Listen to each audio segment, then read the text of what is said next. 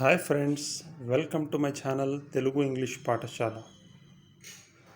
పాడడం అంటే సింగ్ అని చెప్పాలి. చదువు అంటే స్టడీ అని చెప్పాలి.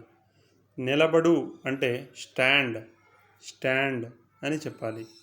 మాట్లాడడం అంటే స్పీక్ అని చెప్పాలి.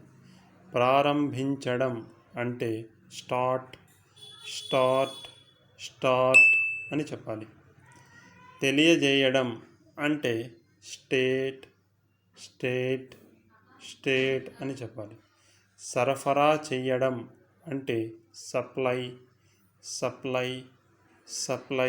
అని చెప్పాలి.